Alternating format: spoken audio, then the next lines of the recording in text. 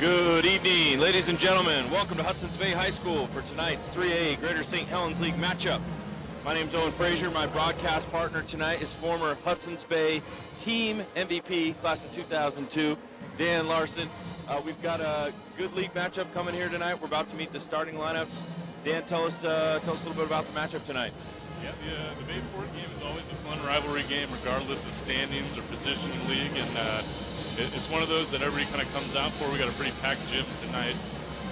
It's a special rivalry. It's one both of us have played in, both of us have coached in, and now, weirdly enough, both of us are broadcasting in. So if this thing can live up to the first go-around that was an OT thriller, we're in for a treat tonight. Yeah, you brought up that first game. Obviously, Fort Vancouver won 59-52 in overtime. They had a 14-point lead to start, and then Hudson's Bay came back, cut it, tied it, and then Fort Vancouver won in overtime. We're looking at the starters right here. Fort Vancouver's going to start a couple of seniors in Vinny Bennett and James Husband, as well as a sophomore, Keontae Cage. A freshman, Khalil Singleton, someone we'll talk a little bit about tonight, a kid that I know we've both seen and think is going to be a really special player. And then the last starter there is 6'4" junior Justin Vernon. Fort Vancouver, each one of these teams is kind of dealing with some stuff tonight in terms of their starters. Fort Vancouver's without Zeke Block, who started the majority of their games this year. And for Hudson's Bay, they're going to start without their leading scorer and their best player, Eli Hoover, which we just found out about before the broadcast. Yeah, Eli Hoover's going to be a big loss for the Eagles. He's been a guy that's carried them both offensively and defensively, and a big piece of what they want to do. So it'll be interesting to see how much he plays if he does, and what they're going to do in his absence.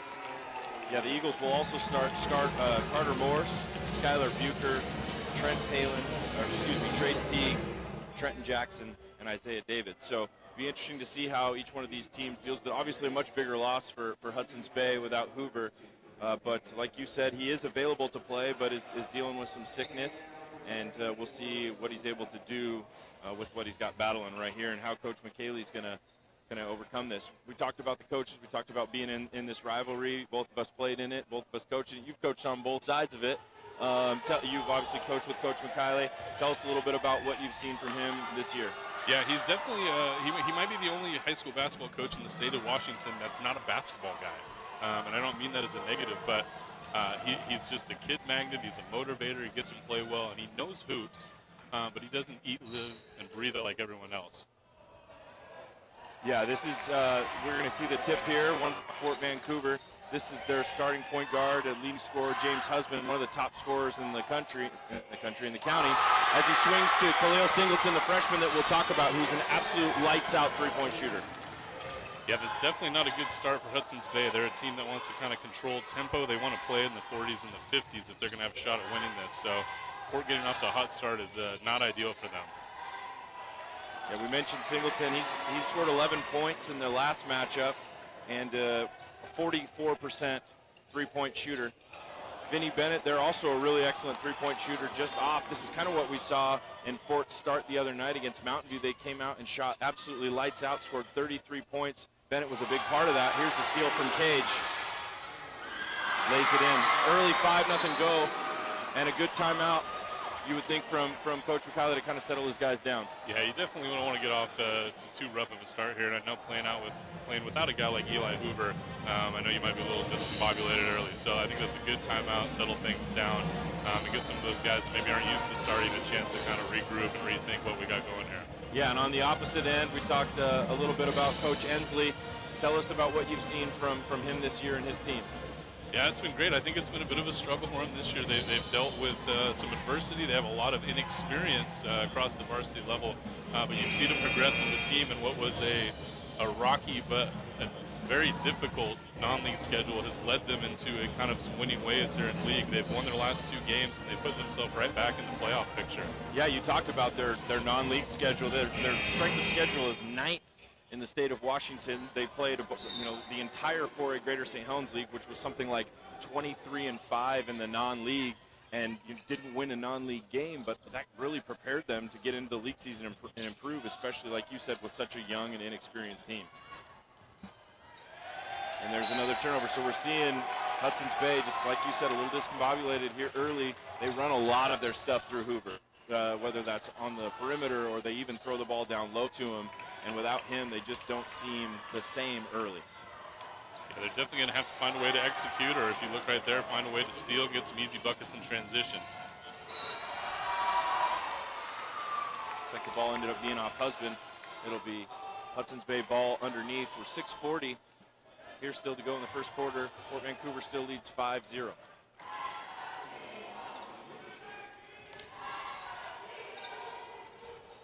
Hudson's Bay executes underneath there to get a corner three look for Morse. He makes a good decision, pulls it out. They're going to run some stuff, and that's what you've seen from them this year. They really run their sets, whether they're facing man or zone.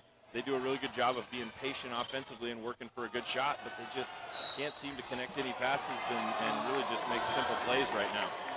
Yeah, and with Fort's in a 2-3 zone here, you really want to be a little more patient. You want to find the open guys, and they're really going to want to put somebody down in that low baseline to try to stretch this defense. They're having a hard time just passing around the perimeter right now.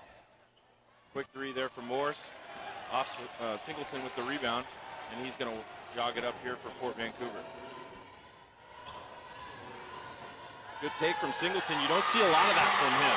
He shoots about twice as many threes as he does twos. He's not really a guy at this point in his career, still being a freshman, that's really comfortable getting to the basket like that.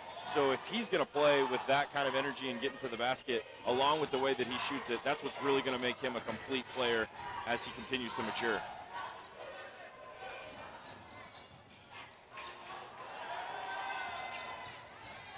A little better job here from Hudson's Bay. Might have gotten away with a foul there and a slap from Bennett. Rebound, and here comes Ford again. Yeah, I think that's the right call there on a carry. I think Singleton just got a little bit too excited.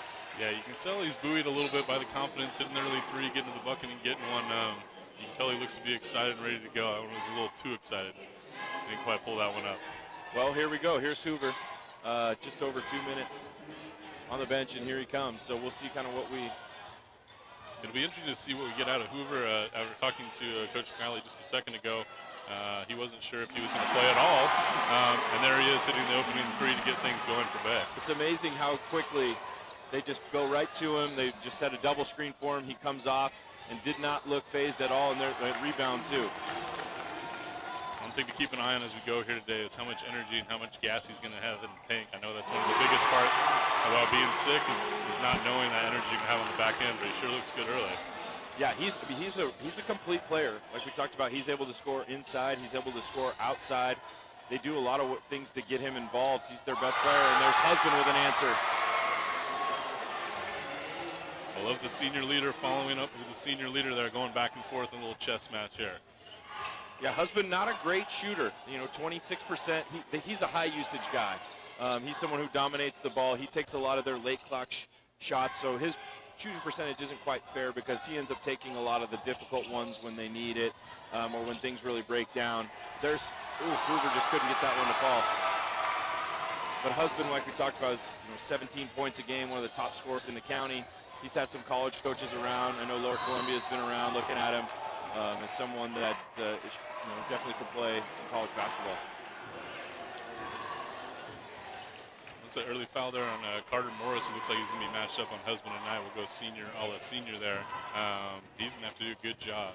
Husband likes to get downhill, get to the hoop, so he's going to have to keep him in front. Well executed inbounds play there. Rebound from Vernon. So Vernon's a kid who is only playing basketball for his second year. Obviously being 6'4", helps. Fort Vancouver not a big team, so they could really use him, but played C-Squad as a sophomore last year and then made the jump to the varsity level and has been someone that's really been a contributor. And with block out tonight, he's going to have to play big minutes. He's just gotten better every single game. He's leading them in offensive rebounds. Though this is one area, though, when you're inexperienced, you haven't played a lot of basketball, at the foul line, where you're going to see a little bit of, where he needs to improve. That's kind of that positive negative when you have a young, sometimes inexperienced team, is sometimes it's going to be ugly and weird, and sometimes they're going to look good and get the job done. And as the seasons progress for Fort, they're starting to put these pieces together and starting to grow with confidence as they win some more games. Hudson's Bay's going to go to the high post. Three on the way from Palin. Palin knocks it down. Palin's had some pretty good games as well in the first matchup between these two teams. He was the other scorer in double figures along with Hoover. So look for him to kind of be a complementary piece for them tonight.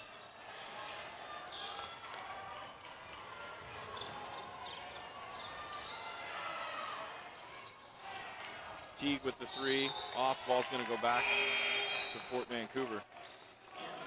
So after that rough start, Hudson's Bay's kind of got themselves back in the game. They're only down 3 now with just over 3 minutes here in the first quarter. So they kind of weathered that storm. And, you know, we talked about being a good timeout. They got Hoover in there, and they're right back in the game. Yeah, and although it feels like Fort kind of was running away early, this one's going to stay pretty close as we go along here. And like we said, Hudson's Bay wants to try to keep this thing in the 50s if they can. They shoot the ball well, they're going to give themselves a chance to win. Bay's it's had a rough season so far. They've only won a couple games.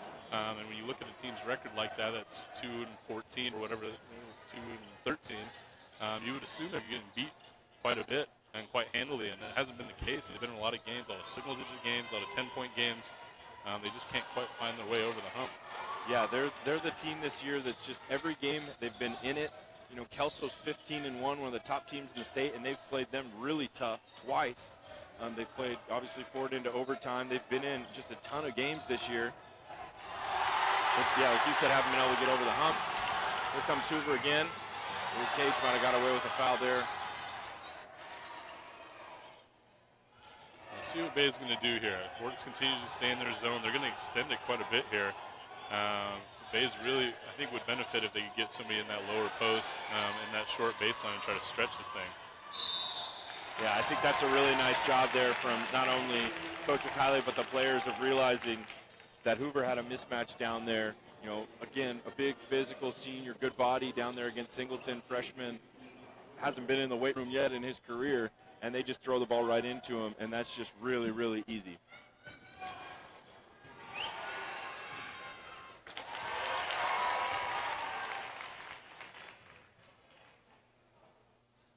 Fort Vancouver's kind of gone to their bench a little bit. We see Sergio Hunt, the other freshman that we'll talk about, that's, you know, one of the better young players in the area. And then they've got another senior getting some time, and Myron Lawrence, who's kind of a fan favorite, I guess you can say. Myron came in that last game when Fort was really struggling to score. They only scored 3 points in the fourth quarter, and he made probably the play of the game, a shimmy shake spin dribble down the lane to tie it that ended up really getting Fort some momentum. He's a guy that Coach Inslee really likes and is someone that can come in and give them minutes that they need. And again, with some guys out tonight, he's going to probably see more run than normal. A lot of contact there, but I think Morris did a pretty good job defensively. I think Husband just really forced that ball up when he didn't need to. Yeah, and that's what you're going to get out of Husband. He's going to try to go downhill. He's going to try to go at you, and if you can stand your ground and try not to reach, try not to foul. So I've seen him frustrated sometimes. He'll throw up some shots like that maybe are ill-advised. Yeah, I think that's one of the things that I've seen from him this year that I'd like him to do a little bit differently is maybe just attack more to kick. And that's what you see from Myron Lawrence. He's a football kid. He's not scared of contact. He actually just won a scholarship for sportsmanship through the Officials Association from the football season. But, you know, just stands in there, takes the charge, does what he needs to do. That's exactly who he is and the kind of thing that Coach Inslee wants to see from him. That's the greatest play in basketball right there, is taking a charge. Shows you're selfless. You get a foul on the other team's player. You get the ball back. It usually pumps up the crowd, gets the bench excited. Yeah, and then on the other end, and see, a lot of people watching that would go, oh, that's an illegal screen on Lawrence. You know, he needs to do a better job. When in reality, that's on Hunt. That's on the ball handler. He needs to do a better job of waiting and being patient and giving Lawrence a chance to get there, instead of taking off too early and putting Lawrence in a spot where he can't even make that screen. Yeah, and the older he gets and the more mature he gets, he'll realize that, because you don't want to put a foul on your teammate, but you also, if you wait for that, are going to get open. And you're going to get that separation to get you to the hoop. A couple more subs for Fort Vancouver. We've got Tyree Cargile coming into the game. He's a junior, and then the sophomore point guard, Trey Cannon, is in. Fort Vancouver will go 8, 9, 10, 11 deep in a lot of games. You know, Bay's bench maybe not as deep, but they'll play quite a few players as well.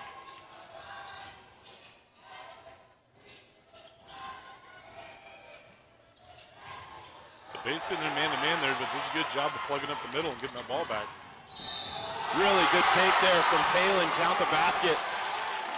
Nice find from Trace Teague. That was set up again. Fort really wants to kind of get that dribble drive action, attacking the middle. They want to get deep into the paint, and Bay's doing a good job of switching and kind of pinching in the middle and not allowing Fort that dribble penetration. And right there, it led to a turnover, which is going to lead to a possible old-fashioned three-point play here. Yeah, it's happened quite a bit now on that end where Hudson's Bay's been able to knock some balls away and lead to some transition, some easy buckets. Hudson's Bay's a team that struggles to score. Outside of Hoover, they don't have a lot of great scores. So if they can get easy buckets in transition like that, that's obviously going to play big for them. Another turnover for Fort Vancouver. Just really struggling offensively right now. I don't know if that's because Husband's out, but they don't really do a great job in their ball screen. They run a lot of ball screen action, but their pick and roll is not fantastic. You see Hoover with the offensive rebound, and he gets a putback. And all of a sudden now, 30 seconds to go in the first quarter, Hudson's Bay now leads by 3. And that was a drive by Hoover there that drew 3 defenders, opening up Palin in the corner, and while the 3 didn't go down, Hoover's right there to clean it back up for him. Shot clock is off here, so Fort Vancouver should work for the last shot, but they don't. Hunt fires up the 3 with 15 seconds. Again, showing a little bit of his immaturity. I don't know if that's on Coach Ensley for not getting their guys to realize that they need to hold for the last right there. But now they're going to, not only do they not get the last shot, they give up a basket on the other end. Well, that's a big turnaround there, especially for Bay, who's definitely got some of the momentum going towards the end of the quarter. You get Fort to take a quick shot, it allows you to get the ball back in transition. And Carter Morris, although with 6-7 seconds on there, he gets there. All right, we're going to go to our first announcement tonight. Here's some important news. Vancouver Public Schools is asking our community to pass 2 levies to support local students. The first, called the Education and Operations Levy, would pay for things like teacher salaries, classroom supplies, extracurricular activities like sports, and more. The second is the Technology Levy. Both are replacements and not new taxes. You can learn more online at vansd.org/levy. We'll also have a full report coming up at halftime. So Dano, tell us a little bit about the end of that first quarter. What kind of change, obviously, other than Hoover coming in for Hudson's Bay, that allowed them to kind of go on that run and close the first quarter out so strong? Well, it looked like offensively they calmed down a little bit. Early on, they were kind of firing the ball around, kind of some passes that were flinging at people's feet. They started finding the open player, the open shooter. They're sharing the ball. They started getting a lot better looks and turning the ball over less, which is always nice when you're trying to score points. And they've done a nice job on, well, both glasses. Defensively, they've really limited Fort to 1 shot on most of their possessions. We saw 1 early offensive rebound from Vernon, but then on the offensive glass, even though they're not a big team, they've had quite a few offensive rebounds that have led to extra possessions, which are obviously going to help when you're not a great scoring team. Well, that's a big part to this one, is there's not a lot of size. It's not a typical varsity game where you're looking at 6'6", 6'7". This is going to be a game where the team that wants it more, that wants to box out and scrap, is going to be, those rebounds are going to be available inside. Really well executed play there out of the quarter by Coach McKayle and his team, getting the ball inside. They didn't get it to fall, but they did a nice job of getting the ball into King. King's a player that I like. You know, he's 6'4", he's a junior, left-handed kid who can make some plays. Speaking of making plays, there goes Hoover again. Yeah, clearly he's shaking off whatever he was feeling earlier today. You can see him breathing a little heavy, but he certainly looks the part. Euro step from Cargyle. I think he probably wanted to get that off the glass. Just kind of slipped out of his hands a little bit. Either way, that went down, and that's a big bucket for Fort. That is. It really kind of took the lid off for him. They'd been stuck on 11 there for quite a while, and sometimes you need to see one go through to get yourself going. I've been really surprised the way that Hoover's been able to get the ball so easily. You know, no matter where they've tried to get it to him, there just doesn't seem to be that much pressure on him, and they haven't really made it hard on him at all. And you think the last thing he wants to do is work for a shot, like you mentioned, the way that he's going to be fatigued dealing with that sickness.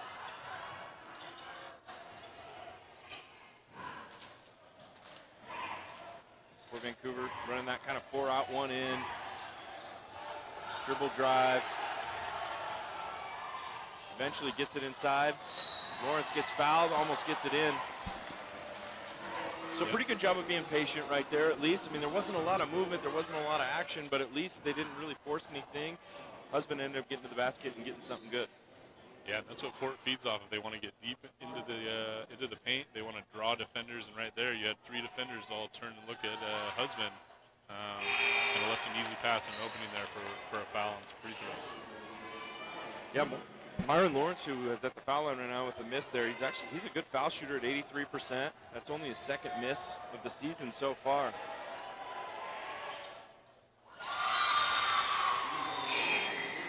I always appreciate a big man that makes free throws there.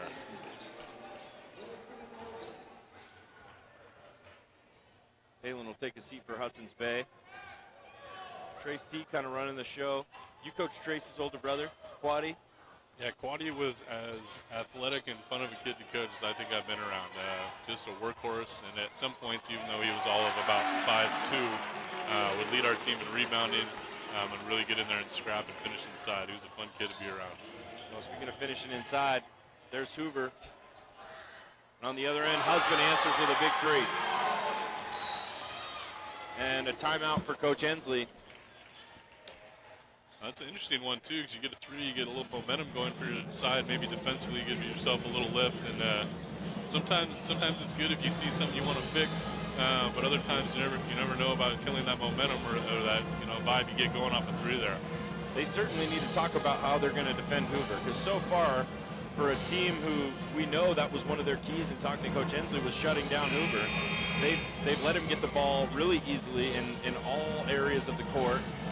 He's had plenty of easy looks inside and outside, and he's been the early scorer right now, and they're going to need to do something differently, whether that's denying him or just making it harder, if nothing else, for him to get the ball in his hands.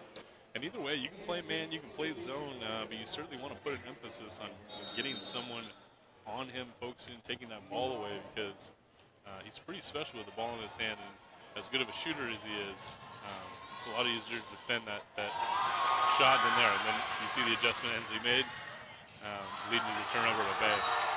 Yeah, he said that they don't want to press a lot. They like to use the 1-2-2 to just kind of junk it up a little bit, make the other team work a little bit. I don't know that Bay's the type of team that really handles pressure well, but Fort Vancouver really hasn't been a great pressing team this year anyway, but they're going to look for a few opportunities to trap. So what Coach Ensley said is they'll trap when the ball gets dribbled over half court, but not passed. And so that they saw exactly what they wanted. The ball got dribbled over into the corner. They had a perfect place to trap, and they just couldn't get the ball to go down and really take advantage.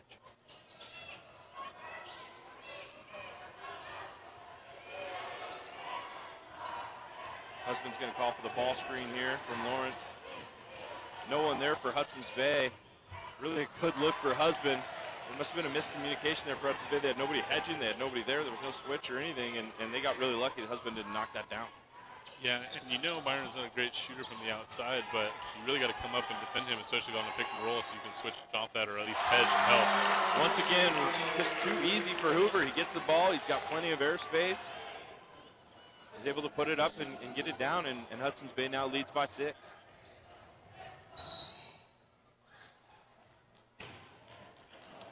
That's kind of the bread and butter for James Husband right there. He wants to get that defender sucked up in him and then go right by him right there. He's a tough guy to stay in front of. And although Teague is out there and he looks like he really wants to defend him, you got to be smart. You got to give him a little step to try to keep him in front. The more he gets to the hoop and gets to the line, it's going to be a long night for Hudson's Bay. And Husband, like most kids at this age, is more comfortable going to his right, feels better going to his right. I think he needs to do a little bit better job of not making it so easy for him to go to his dominant hand. I think it also helps that Husband's knocked down a couple threes, really forces Teague to come out on him.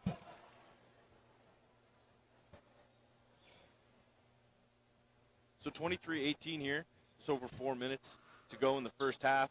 Husband knocks down the second free throw, makes it 23-19. Fort Vancouver's going to stay in the 1-2-2 three-quarter court press.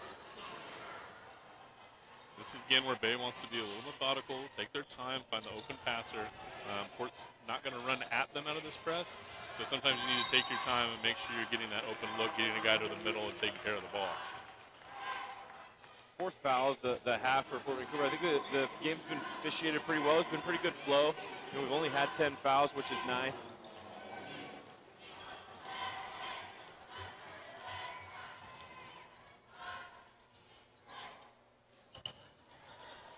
They're doing a nice job swinging around the perimeter, but Husband, he sees an opportunity, jumps out in front of that one. Singleton coming the other way. Not a huge fan of that shot from Husband, but it goes down. One of those no-no yeses. And then a little pressure from Cage. Forces another Hudson's Bay turnover. Yeah, that's just 2 plays by Anthony Morgan there where it's an ill-advised pass and kind of a lazy pass to the top of the zone that gets picked. Then you don't take your time inbounding the ball and turn the ball over again. So it's something he's going to have to think about. They're going to have to fix. Husband, again, I think that one's a little too quick. You know, he's knocked down 3 threes already. Some people call it a heat check. I like to call it a bad shot. And here comes Hudson's Bay, but again, a turnover here. Well, and you can see Teague telling him right there he needs to calm down, settle down a little bit. And Bay's looking a little more like they did the first few possessions of the game, where they looked a little rattled and a little off of what they want to do. And it's leading to turnovers and threes by Fort. Yeah, and Coach McKiley's going to take a timeout too. He can clearly see that things have kind of flipped for him. And Fort Vancouver will take a 24-23 lead. We've got another announcement. If you're a Twitter user, you can follow VPS Game Time to get the latest schedule information and more. The Twitter handle is @VPS Game Time. We also share good sports news from around our area with that account. So follow us today, and we might just follow you back. So tell me, what do you think Coach is talking about? Let's start with Coach McKiley here. With his team, it's a full timeout, so he's got some time to make some adjustments and talk through some things he'd like to do differently. Yeah, and realistically, in the timeout, I mean, you can talk about a lot of things. You can X and O here, but the biggest piece, I think, is tell your guys just calm down, settle down. I think that when Bay has taken care of the ball, they've got some really good looks, and they scored some points, and these couple little spurts of turnovers have led to some runouts by Fort and some easy looks. We talked about again at the beginning of the broadcast that Bay wants to keep this thing in a slower tempo and a lower scoring game, and the more easy buckets, open looks you give to Fort, the less opportunity you're going to have to do that. So taking care of the ball is going to be key here in the next 3 or so minutes before we get to halftime, and hopefully they can hang in this game and try to take the lead back from Fort. Yeah, and we see here coming out of the timeout that Fort Vancouver's going to stay in that 1-2-2. I think a really good adjustment by Coach Ensley. I think it was something that has kind of given Hudson's Bay a little bit of problems. If nothing else, just kind of sped them up a little bit at times, and they're going to stay with it. You got to give him credit for kind of mixing that in and making that adjustment. Yeah, this is what you're going to kind of call a let press. You're not really trapping. You're letting them have the ball. You're letting them come across. But sometimes this will just have the appearance of a trap, of something that you're nervous about. Will speed teams up, get them to do weird things. And sometimes, coincidentally, you'll get the ball inside of your best player and get a layup. And again, it's baffling to me the way that Hoover's been able to just find himself without anybody around him. You've got Fort Vancouver with 3 guys on the bottom of that 2-3, and 1 guy just standing right behind them, the best player on the court for Hudson's Bay, and he gets himself a layup, and here he is again with another open look. Doesn't get it down, but if you're Hudson's Bay, you love that you got your best player with those 2 looks in the last 2 possessions. Good look for Cage there. You know, it's early in the shot clock, but Coach Ensley, one of the things that they really like to do is if they've got a good shooter with an open look, they want to take that shot, and that was definitely a time where they can feel good about that. Hoover again, somehow, some way, is wide open for a 3, and it's 28-24 Hudson's Bay. He gets a poke away there. Yeah, and Fort looks like they're going to stay in that 1-2-2 press, make or miss, and sometimes off a miss, it's tough to get guys in the right spot and knowing where they're at. And I think on that last possession, they just lost Hoover. Wow, really unselfish there from Fort Vancouver. They get Cage an open 3. Again, doesn't knock it down. It's a good-looking shot. I mean, he's got a good-looking stroke, but, you know, unlucky that it didn't go down. On the other end, Bucher, he's off. Here comes Fort Vancouver. Bucher a little trigger happy there. I think that he probably could have worked for a better shot, especially that early in the shot clock.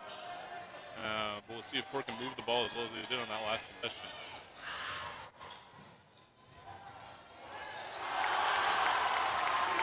Good defense there from King. Blocks that ball. Looked like Lawrence was going to have an open layup. King kind of came out of nowhere. Palin looked for another 3. He doesn't get it to fall.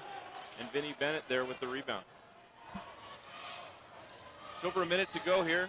Eagles still leading by 4. Husband another quick 3. And he's going to hear it from the crowd. He thought there was some contact there, but yeah, and that's one of those ones you bring the ball up, you got a defender in front of you, there wasn't a pass, there wasn't a screen, and You know, sometimes if you're feeling it, you want to put that one up, but foul or no foul, not maybe the best shot you can get there out of, 10 seconds off the clock.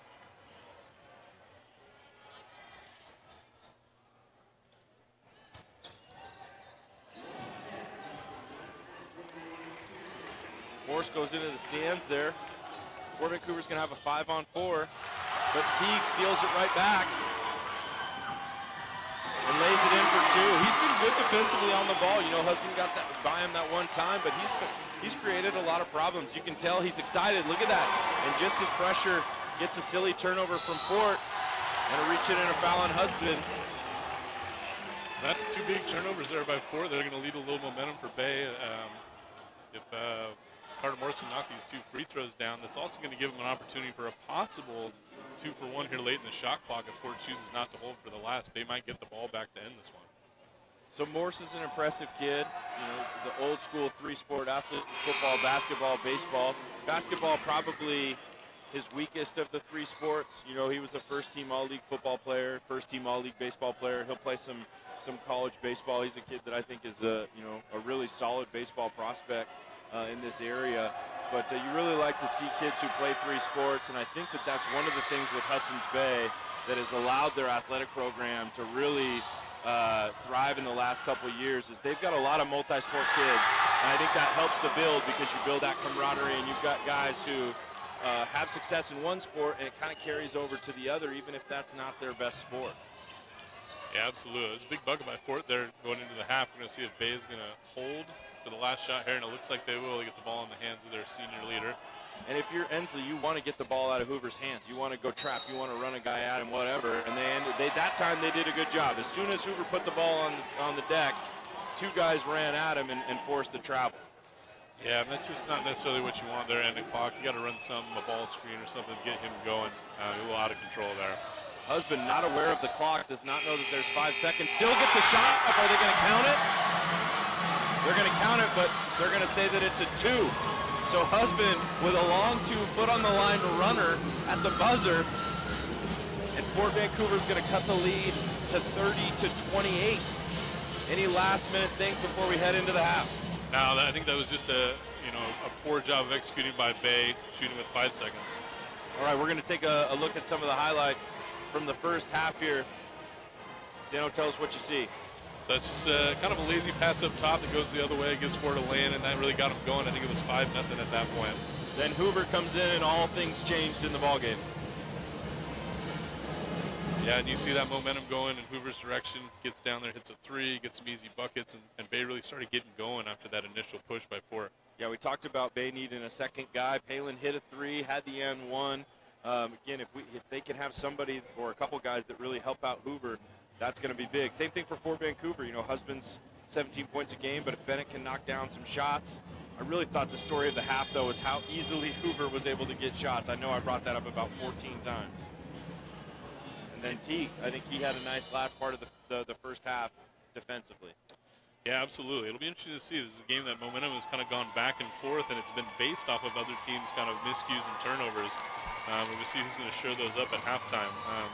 They certainly got to do a better job on Hoover in the second half before it wants to hang around. And even if you're going to sit in a 1-2-2 press, or you're going to sit in that zone, you really almost need to assign somebody to him that he's going to take one more step at him and try to deny him the ball.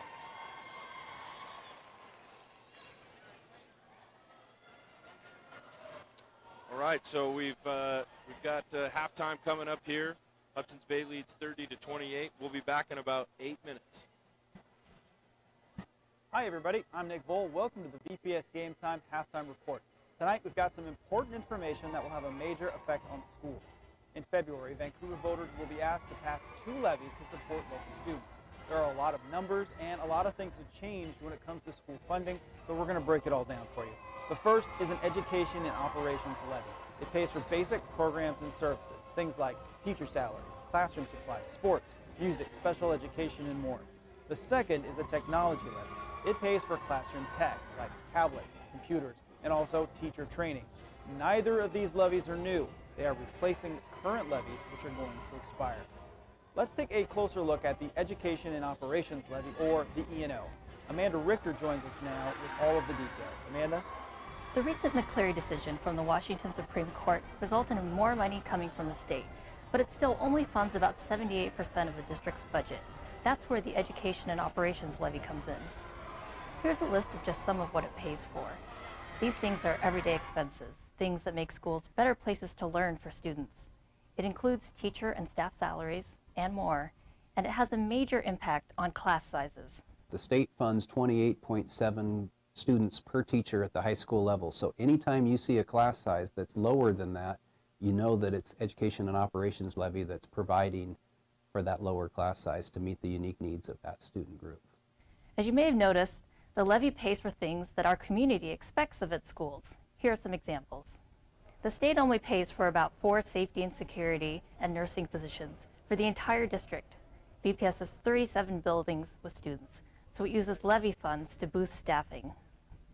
When it comes to services for students with special needs, the state funding falls about $4 million short of the legal requirement. Without a levy, we would really have to cut other programs just to meet those legal obligations.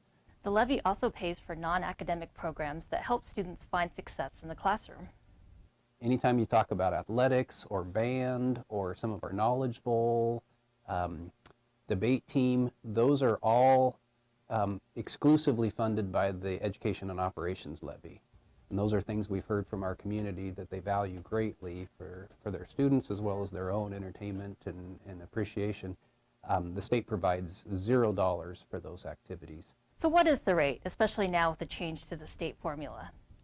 The levy will cost $1.50 per $1,000 of assessed property value. That number is capped by the state. For a comparison, the current levy, which will expire in 2019, is $2.64. That means the local rate you're paying will be less than before. Vancouver has a long history of supporting local schools through its levies. The fact that our levies have been supported since 1964 without failure is nearly unprecedented in this region, is just an exceptional testament to the commitment that our community makes to its children. If approved by voters, the Education and Operations Levy would remain in place for 4 years. Back to you. Thanks, Amanda. That brings us to the second levy up for consideration. It would continue the use of technology in Vancouver classrooms. Here to explain it is Tara Cox. Tara? Thanks. Just like the Education and Operations Levy, the Tech Levy is not new. It will replace the existing Tech Levy when it expires in 2019. Let's take a look at some of the ways it benefits students and teachers. The first and most obvious way is that it would sustain tablets and computers in the classroom for each student. Since the first Tech Levy passed back in 2013, students from high school to 3rd grade have each been assigned devices, which have changed how they learn. So technology has really opened up our ability to learn deeply. And it's providing access and interest and engagement that really might not have existed before. That means better access to research materials, apps that test and reinforce important skills and knowledge, and round-the-clock access to school materials. It's not about the latest gadget, it's about giving students tools to succeed in the modern world. Modernizing our learning experience for students is about our students' future. It's not about what we experienced, and it's not about our future, it's about their future. And we need to pay attention to that. One major focus of emphasis with this levy is that it pays for teachers' training so that they're also up to date on the technology. So teachers have to know what's out there, what's available, maybe not everything, but the things that really matter to what the skills they're trying to develop and the content they're trying to teach. Here's a look at the numbers. The Tech Levy would cost 30 to 32 cents per $1,000 of estimated property value. As you can see, the rate steadily drops over the lifetime of the levy. If approved by voters, the Tech Levy would run through the year 2025 and will replace the existing levy, which expires next year. Back to you. Thanks, Tara. The levy election is February 12th, and that's when your ballot must be dropped off or postmarked. Any registered voter within the VPS boundary is eligible to vote. Unlike a bond measure, a simple majority of over 50% will pass these levies. And that brings us to a frequently asked question. What's the difference between a bond and a levy? A bond is like a loan that the community takes out to build new school buildings. In 2017, voters said yes to a bond measure in Vancouver, but a bond can't be used to pay salaries or other everyday expenses. That is what a levy is for. Again, Vancouver voters have consistently said yes to levies since 1964. Now, we know this is a lot of information, but if you have more questions, the district's website is a great place to start. Head to vansd.org/levy. You'll find the numbers, the formula to calculate how much you would pay, frequently asked questions, and a whole lot more. There's also a link to submit a question if you don't find what you're looking for. Again, vansd.org/levy.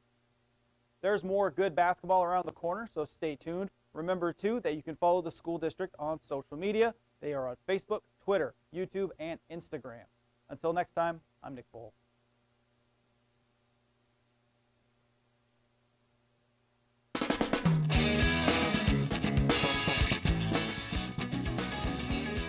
Find your creative side, even if you don't think you have one.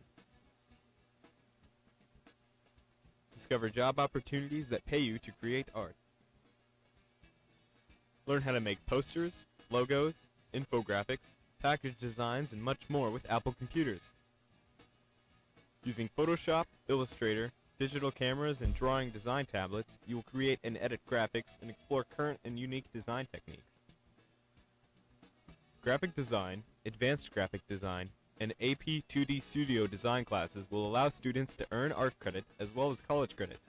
Get a jump on preparing your digital portfolio that will equip you with the skills necessary to succeed in college, career, and life. Check with your counselor or career specialist to see if this program is offered in your school.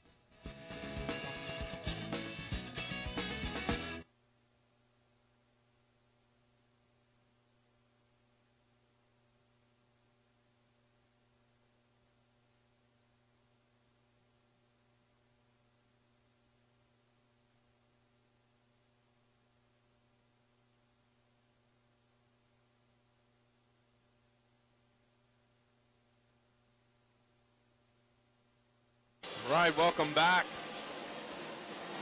We've got a close ball game here. Hudson's Bay 30-28. Going to get started here with the second half.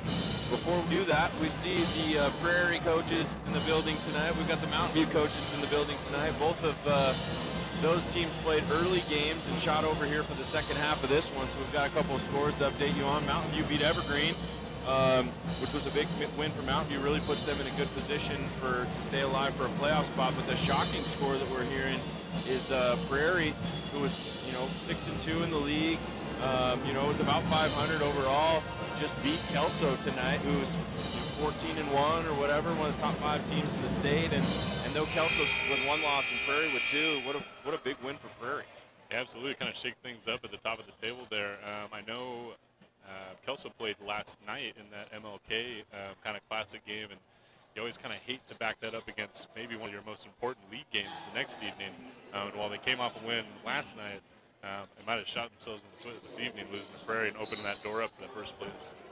Yeah, that's a really good point. Obviously, Kelso won the first matchup, so with Prairie having 2 losses, Kelso would have to lose to one of the bottom 4 teams in the league for them to not be the league champion outright. But if nothing else, puts Prairie in pretty much locked in for just about a playoff spot. But more than anything, just shows that they can beat one of the elite teams in the state. So it looks like coming out of the second half, Bay is going to stay in their man-to-man. Try to take away that dribble drive and middle penetration. They get Husband to miss a shot there to start things off. Yeah, it was a good look for Husband. Going to his left, the ball just didn't drop for him. Hoover will start the second half for Hudson's Bay. Good attack and kick from nice job from Cage there on the help, but it ends up leaving Morse. But Morse is a good player, good shooter, but you'd much rather have him taking that shot than Hoover. So nice job of helping.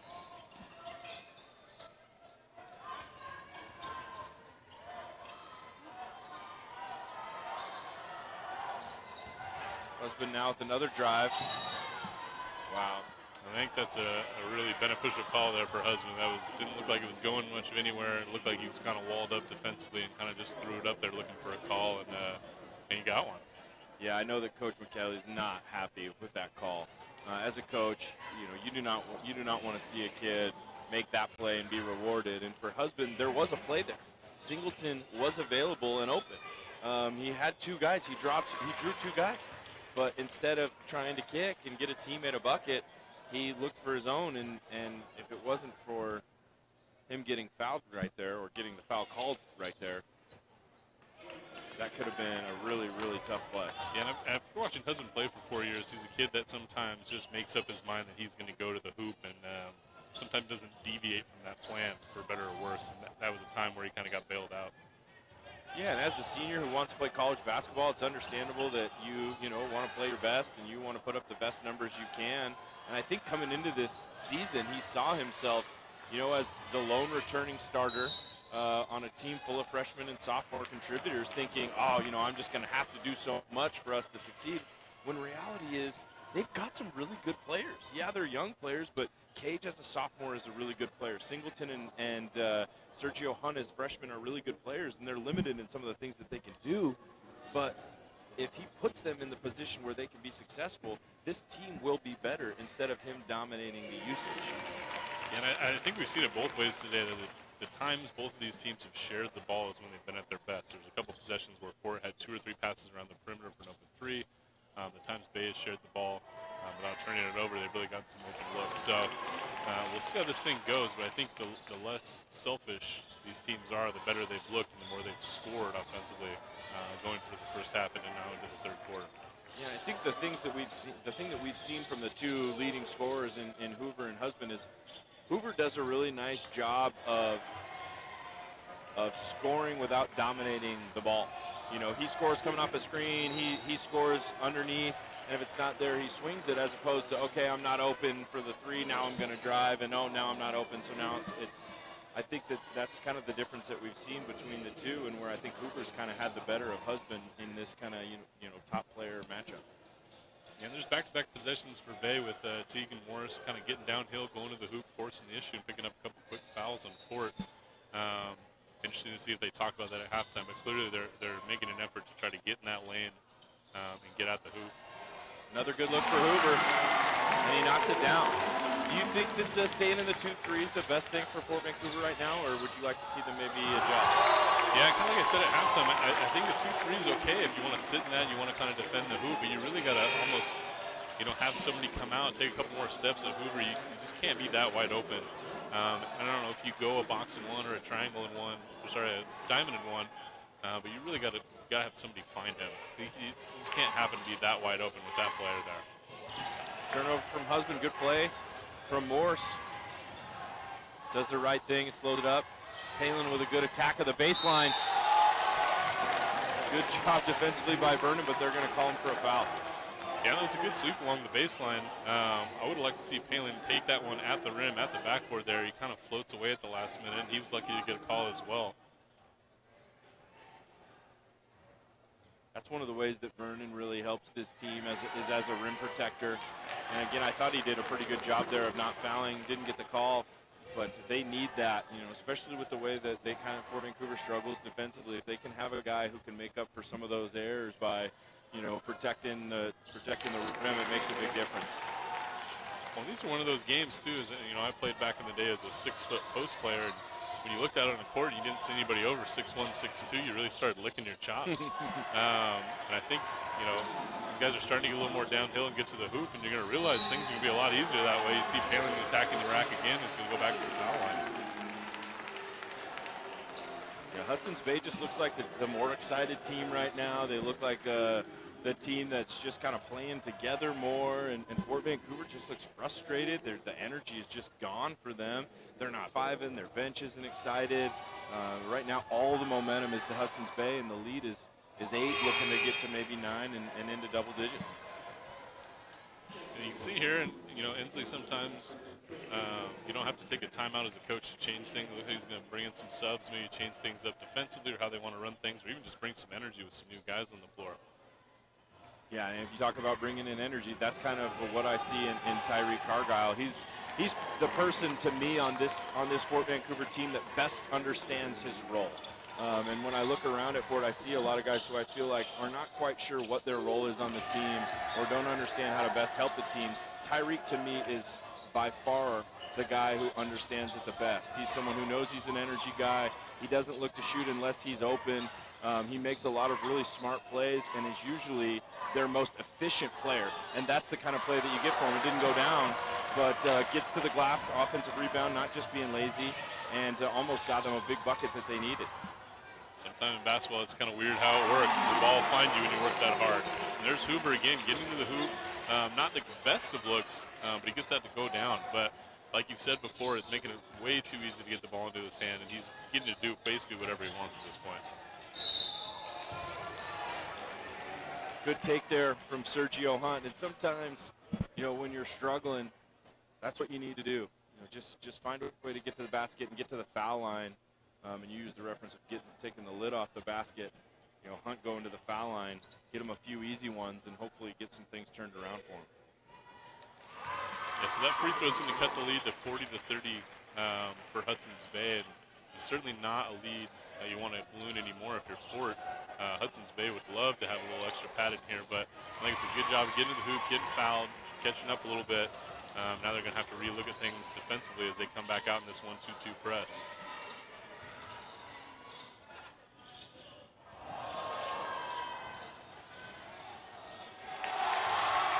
There you go in that press where it's kind of a let press. You're not going to trap out of it, but sometimes on the back end, you have to scramble to get back in defensive position. They just didn't do a good job of getting deep enough, and you get an easy bucket there for Morris going to the hoop. Yeah, ball's going to be out of bounds off Hunt. You know, has a good take. Here's a good timeout from Coach Ensley, just to settle his guys down. But, you know, Hunt had a good take, got to the foul line. The next time, instead of pulling it back out, he tries to do too much. Ball goes underneath, kind of showing maybe a little bit of his inexperience there. We're going to get to our next announcement. It's cold out there, and we learned last year winter weather can really wreak havoc with school schedules. So how do you know if school's canceled? VPS makes the decision by 5 a.m. You can go to the district website or flashalert.net to get the latest, or download the VPS app wherever you go.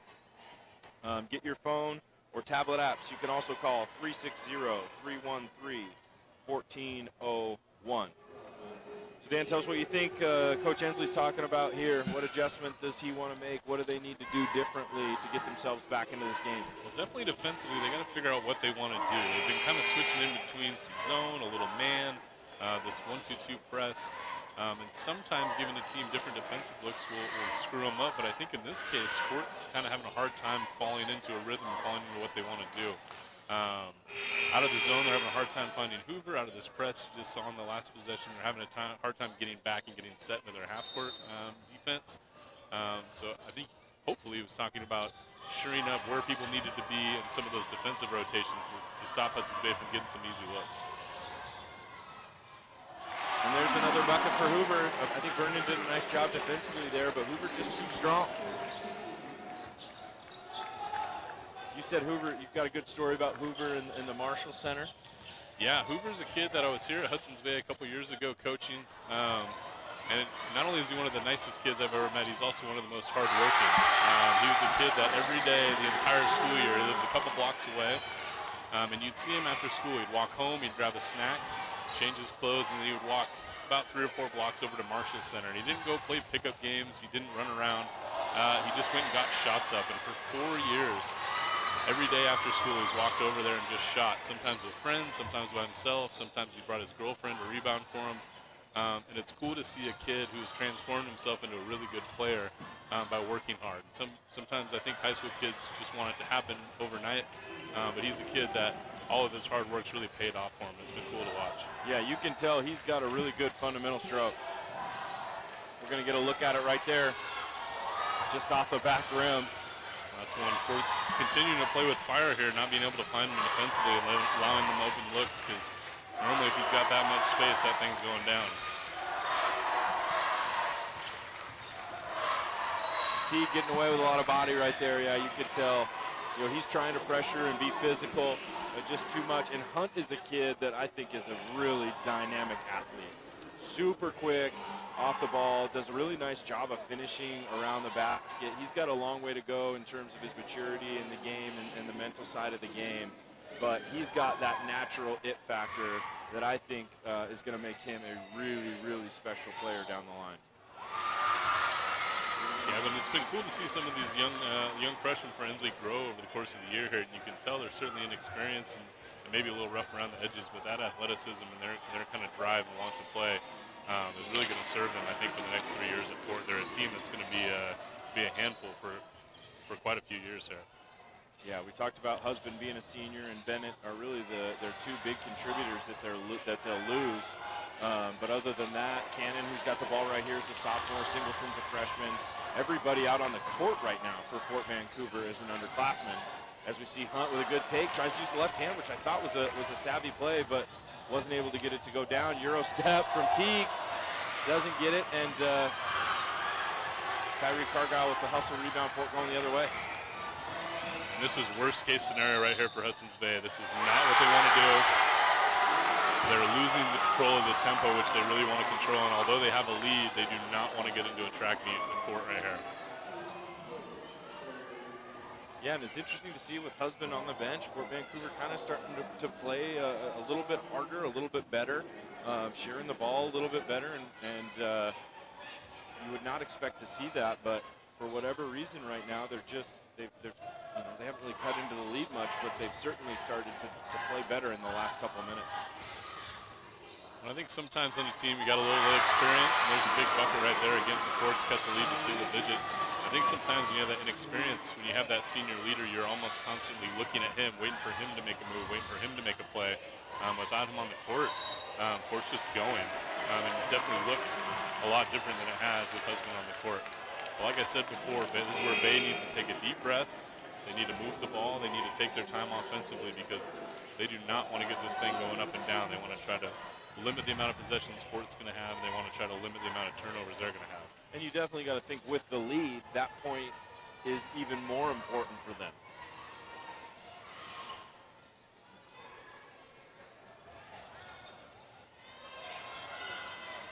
Scramble underneath. Once again, Hoover has some space. And knocks it down. That's a good one. So Hoover was selfish with the ball. He got it to Teague on the wing. Somehow that ball found right back to Hoover and knocked that thing down. Here you're going to see Fort's dribble drive. Bay loses the contain at the top of the zone. He's able to get into the lane. And that's just going to cause problems all night. They really got to do a better job with those two top defenders, making sure they're going to cut off that access to the lane. We're going to take a look at Khalil Singleton at the free throw line. We talked about him, 44% three-point shooter, one of the best shooters in the area regardless of age. Again, he's just a freshman, and at the free throw line, I was just about to say, 92% on the year, but he misses the first one right there. And I like to tell people that you can really tell if someone's a good shooter by how they shoot at the foul line. To me, that is the best tell of how quality and how fundamental your stroke is when you just stand there from the foul line as opposed to, what's your field goal percentage or what's your three-point percentage. And I think that really puts the point to, how good of a shooter Singleton is, that he's a 90% foul shooter. Absolutely. With only 35 seconds on the shot clock here, Bay gets one up pretty quickly. We're going to see if Fort's going to hold for the last one or if they're going to try to get a quick one here to finish out the half. They should certainly hold for last with the shot clock off. It looks like they're looking to go. Ensley is not giving the indication they want to hold, but as they pull back here, it looks like maybe that's what they're going to do. Yeah, nice job there. Set something up. Cannon with a good take and a pass to Lawrence. Doesn't get it to fall, though. Oh, unlucky for Bay. And that was really well done by Fort there, beating the defender, getting in the lane, and then finding the open guy. Just unlucky not to finish there, and then a little fortunate for the kind of bonehead turnover. And you got to hope Hudson's Bay here, unlike at the end of the half, they can wind out these last 3 seconds without giving up a bucket. I don't know if Cannon knows how much time there is. Clearly he did not. Coach Ensley is not excited about that. And again, Cannon, he's inexperienced too. He's a sophomore playing varsity for the first time, but someone who plays as much basketball as he does. And maybe that does come back to the coaches where they've got to look at him and say, hey, 3 seconds. But at the end of the day, somebody's got to know and somebody's got to tell him that there's only 3 seconds left. All right, we're going to get to our next announcement. VPS Game Time is some more basketball coming your way this week. On Friday, we're back at Hudson's Bay High School, this time for the girls team. They're hosting Mountain View in a big league matchup. Hudson's Bay is in sole possession of second place, and Mountain View is not far behind. Both teams have their eyes on the playoffs. Tune in at 7 p.m. on the district's Facebook page or Comcast So you were here kind of when Coach Rainville took over the girls basketball program. They've, really taken off. Like we mentioned, they're in second place. They've got 3 really good players on their team, young players. They gave Prairie a heck of a run the other night, only lost by 10. Prairie, one of the best teams in the state, let alone, the Northwest. And so they've made a lot of strides. That's a program that's really on the rise in terms of girls in Southwest Washington. Yeah, and Coach Rainbow moved up here from California a couple years ago and took over a program that's really struggled for quite a while. And I think not really knowing that, not being familiar with it, he came in and set it at a level of expectation and a level of attitude and work effort and work ethic, and they really turned things around. They just popped in the gym here below us, and it looks like they're coming off a victory tonight too. So we head into the fourth quarter here.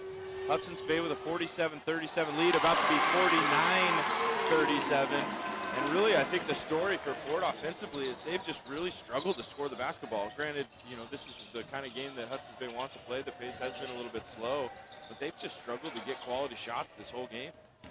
Yeah, and that was a great look out of a timeout there, getting Hoover on the drive and then kicking to King for a pretty easy bucket. And so it's kind of a measure of a coach there, what they do out of timeouts, what they do out of quarter endings. Ooh, it's an unfortunate pass there by Bay. One they could have gotten another 2 points. And Coach Theo is now putting his sweater vest over his head in disarray there. So we'll start the fourth quarter with Husband still on the bench for Fort Vancouver. He's a guy that, again, we know how much they count on him. But Coach Hensley right now feeling like he wants to go with his younger guys, and he might be, there we go. He's going to go to Husband right now. And this is where if you're Bay, not that you want to start holding and burning up the clock, but you really want to be methodical in what you're doing. Fort, and the way they're going to get back into this game is to get some turnovers to force the issue to get this thing going quickly. Bay is going to have to do a really good job of keeping their composure and maintaining their kind of focus through the next 7 minutes to hold on to this lead. Another turnover there from Bucher. He's not had his best night tonight for whatever reason. It just seems like just been kind of unlucky. Some balls just kind of haven't stayed with him. Another turnover, ball back to Fort. We'll see what adjustments they're going to make offensively. They're going to run a set here. Yeah, Husband coming out of the curl on the backside there. They didn't quite want to go to him. Now it looks like they're kind of scrambling for a little more dribble drive action. Oh, good look from Lawrence. Their most patient possession we've seen in a while, and they got an open 3. Yeah, absolutely. That was a really good look and a really good sharing of the ball to get that open look. This is going to be tough for Fort now because they're going to be a little bit desperate, and they've kind of lost Hoover enough and struggled defensively. And now when you're kind of put up against it and you need to make up 12 points, it could actually get way away from them if they're not careful. And a big 3 from Bucher. He is really confident right there, knocking that down, extend the lead to 15 now for Hudson's Bay. Yeah, and that definitely erases a couple of those turnovers he had to start the quarter, and that puts even more a little separation there for Bay. Really good take from Morse. This is where I'm looking at Coach Hensley here. This is one you might want to get a timeout and regroup. It looks like they're going to keep going.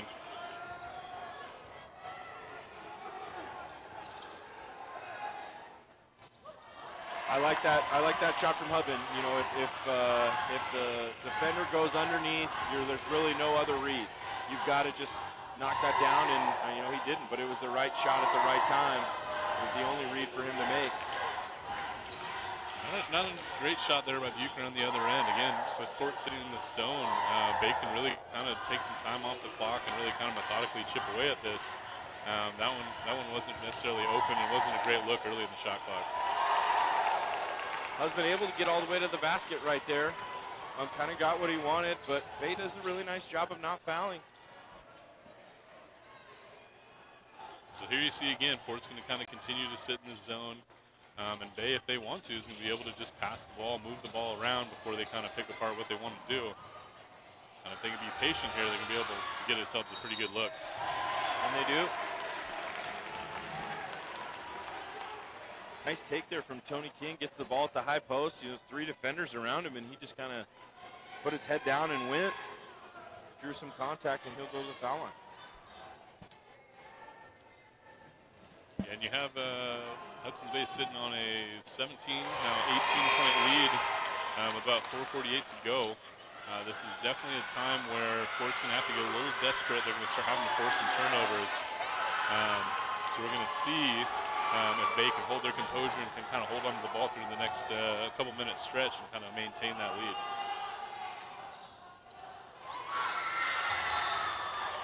And if you're going to get back into a game, it's not just making threes and all of a sudden pressing and getting a bunch of steals. You still got to do the little things, and Fort just completely misses the box out right there. Bucher, nice job. He's not going to quit playing because they're up 18.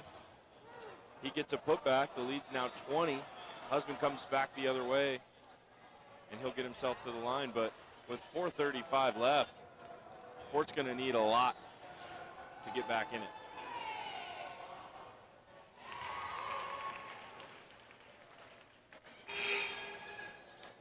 It'll be interesting to see what Fort does on this next possession defensively. With 4.5 minutes to go, I don't think they can afford to sit in the zone. They're going to have to come out and defend, whether it's a man-to-man, whether it's in a press. They're going to have to force the issue because Bay's allowed to chip off 20, 25 seconds of possession. Fort's going to run out of time to get back in this thing. Looks like they're going to match up and go man-to-man, which I think is good. If they keep guys in front.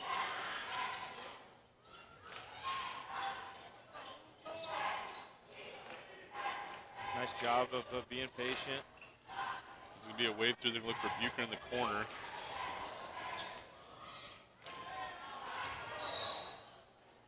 King shuffled his feet right there. I think he had the right idea. He was going to go back to his right shoulder for the little jump hook, but just shuffled his feet, and Fort Vancouver will get the ball back. So you talked about us both playing in this rivalry. Do you have a favorite memory? Yeah, it was my senior year playing at Fort Vancouver. I think there was a playoff spot in the line. Things were kind of coming down to it, and I remember prior to the game being so nervous that I had to go to the bathroom in pregame warmups and actually threw up. Came back out on the court and ended up playing a pretty good game, one that we stole over at the Trap. So I don't know if that's should be my favorite memory, but it's definitely one that sticks with me. That's what's funny is my memory from the rivalry is also kind of a negative. My senior year, Fort Vancouver dunked in the warm-ups, and so we got a technical 2 free throws, and I was either leading or close to leading the county in free throw shooting at that point, and I missed both free throws to start the game, and I went from like 88% down to like 83, and I ended up finishing third to a couple kids named Ravio who ended up being pretty good players. So at least I was behind them, but that would have been a nice bragging rights for me to say that I was a better foul shooter than those 2 guys in high school. That one rattles out for King, but another good job of, even though they got a little scrambled, Morris coming back and getting that ball, maintaining possession. They got it back inside and then getting fouled. And the more empty possessions Fort's getting at the other end, the harder this one's going to be to creep back in here with just over 3 minutes to go now. Yeah, King's a kid that really stood out to me in the first game. Is only a junior, so he next year coming back is going to be someone that I think they'll run, quite a bit of stuff through. Someone they can get the ball to the, on the block or at the elbow and give him a chance to make some moves. He looks comfortable down low. He's a good enough athlete to be a guy that I think, they've got Teague coming back, they've got him coming back, they've got Bucher coming back. I think those guys will make a strong core for them going forward. Let's see what Fort's going to do here. They're definitely going to have to get some things going pretty quick here. They're going to stay, they're going to pull it out here. Continue into their little dribble drive action, trying to attack into the lane. It's a good take there. Unlucky to not get the roll. Nice job of hustling. Good job of guys going to pick them up. So Cage will go to the foul line now. That was the 7th foul on Hudson's Bay, so it'll be a 1-and-1. Once again, the foul's not high. It's been, maybe not the crispest game of all time, but I think the officials have done a good job of kind of letting them play. It's been pretty physical, and we've seen some turnovers because of it, but at the end of the day, nobody wants to see in a rivalry game like this just a bunch of foul shots. So I think they've done a nice job of officiating tonight.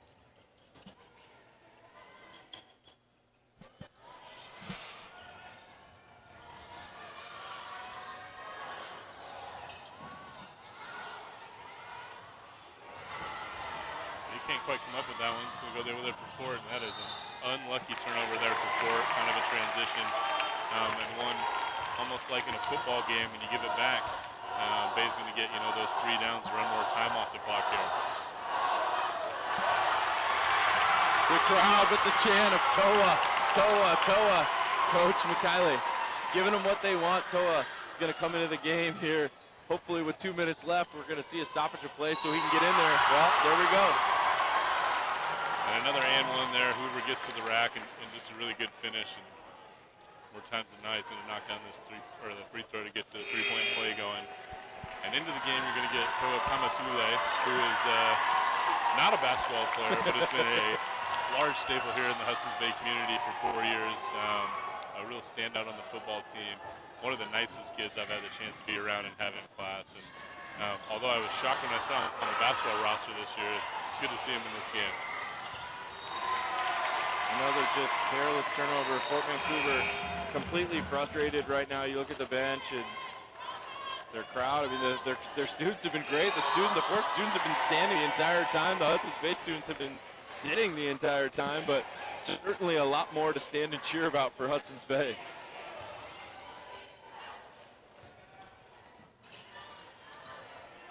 Yeah, both schools look like they've kind of emptied a little bit of their bench here. You got some of their reserve players in as we kind of finish up the last couple minutes. As this one winds down and it's looking like it's going to go in the win column for Bay. Just points out how bizarre this league season has been so far, where while it looks like Prairie and Kelso and maybe even Mountain View were going to run away with it, it's kind of flipped the script. Fort's got a couple wins to get back in, but now this is a big loss for them in terms of their playoff momentum and chances at that playoff spot, especially with Mountain View winning today. Yeah, so with Mountain View's win earlier, they go to 4 and 3. Yeah, and Fort Vancouver will now drop to 3 and 4. And Fort's got the tougher road coming up ahead. They've still got to play Kelso and Prairie. So this will be really tough for them to bounce back. A huge win for Hudson's Bay. I mean, they were in a tough spot last year. They were 0-7 to start the league and then rattled off 3 straight wins and then won a tiebreaker to steal the last playoff spot. Obviously, that's not going to be a possibility this year with only getting 3 playoff teams and with the other teams in the league already at 7, 8, or 6, 7, and 5 wins. But, I think that's a sign of a really good coach. Someone whose teams consistently play better as the season goes on and are playing their best basketball at the end of the year. And for the second consecutive year, you have to say that Hudson's Bay is playing their best basketball at the end of the year. Yeah, no, absolutely. It looks like they're playing well. And like I said before, although they've lost quite a few games in a row, they really, haven't really taken a lot of huge defeats. They've lost to Kelso by 14, Fort by 7, Mountain View by 6, Evergreen by 10, Prairie by 9, Kelso again by 9. So they've been in these league games. They've played with these teams. They just haven't found that winning formula. So it's not a team that's been getting bulldozed by 20, 30 points. And it's one of those teams that, even though the record is 2 and 13, it's kind of a scary team to play because they're going to be in the game. Well, in talking to Coach Ensley, he by no means was feeling super confident tonight. I mean, he was telling me from the beginning how worried he was about, obviously in a rivalry game, it's a home game for Hudson's Bay. It's, one where their season really is gone in terms of the playoffs, but they can wreck Fort season, which is kind of what they've done tonight. He knew what was on the line, and you could see maybe for whatever reason, I don't know if the Fort kids came in overconfident or what, but they certainly weren't. I mean, they came out ready to play, I guess. They were up 5-0 out of the gate, but really struggled once Bay kind of got going when Hoover got back into the game. Absolutely. This is a Bay team that's averaged 50 points a game, so giving up 61 here obviously is not the defensive effort that the Trappers wanted tonight. Certainly offensively, a letdown for them as Bay is going to hold and dribble out this clock. Yeah, and we've got to say, I mean, congratulations to Hudson's Bay. I mean, a really well-played game on both ends. Holding Fort to 40, getting 61, a game that they really needed for their psyche. So for Fort Vancouver, they're going to have to regroup. I mean, they're not out of it. They've got a really tough road ahead of them now that's gotten way tougher because of this loss. But at the end of the day, they're ahead of schedule with as young of a team as they have to get the 3 league wins that they're already at. Tell me a little bit about what you see for them going forward. Yeah, it's just going to be interesting to see if they can regroup from this one. It looked like they had a little momentum going. All right, we'll get to the highlights now from the second half. It was 30-28 at the half. So Hudson's Bay outscored 30. Do the math with yeah, they outscored by 19 in the second half. 31-12 in the second half, really dominated. So I don't know what adjustments were made, or if it was just Hudson's Bay was just the better team. I mean, clearly they're the better team. But when you look at the second half, it was absolutely dominant. Hoover continued. We're not keeping stats up here, but he had to be the leading scorer in the game. He had to be at or above 20 points. When you throw in that he was sick, I mean, that makes it even worse. Yeah, and after see some of these highlights here, it's Bay getting downhill, getting to the hoop, or open threes, and so it's kind of a winning formula, especially for a team that struggles to score offensively, that you're getting to the hoop and hitting those threes. All right, let's take a moment to recognize the students working on tonight's broadcast. Most of them are students in the district's video production programs who are learning about careers in television. In addition to the students on cameras tonight, we have more back in the control room, directing, running replays, graphics, and audio. Over the course of the year, students from at least 8 middle and high schools will participate. Thanks to all of these students for giving their time to bring local sports to our community. Take a look at those guys back there. Appreciate you. This was fun. I know this was fun for both of us to get to do this together, and to be on this part of the rivalry again, like you said, coaching in and playing in it, now being here. We want to thank everybody for watching. Andrew Duke, Ben McGrew back home. Holla holla. Everybody have a good night.